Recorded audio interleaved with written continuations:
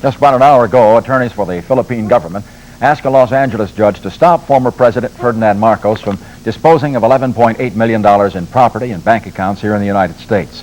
The property in question includes 2 homes in Beverly Hills, one with an estimated worth of $4 million. The other piece of property is in Hawaii. It's said to be worth nearly $7 million. Today's request would place a freeze on any change in that property. Right now, Paul Dandridge is standing by at the federal courthouse to tell us whether or not a restraining order is in place on that. Paul? It is not in place as yet, Jerry. The court was scheduled to hear the questions about the TRO at about 3:30. As of about 5 minutes ago, they had not started.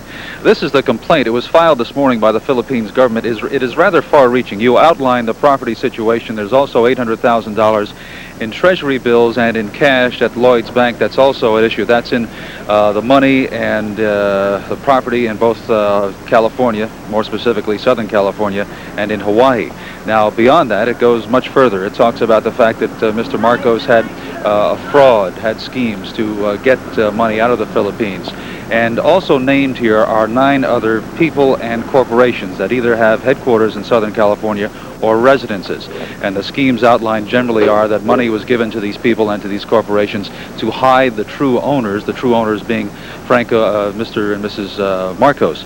Now, at issue also and outlined in this complaint is the fact, of course, that Mr. Marcos made $5,600 a year as president, and now his net worth is estimated to be $1.55 billion. It's also pointed out, and this came out just last week in another situation in Superior Court in Los Angeles, that $1.5 billion is in Swiss bank accounts.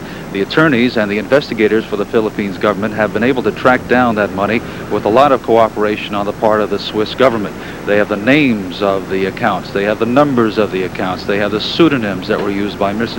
and Mrs. Marcos, and the documents that prove that they changed their names from one to the other.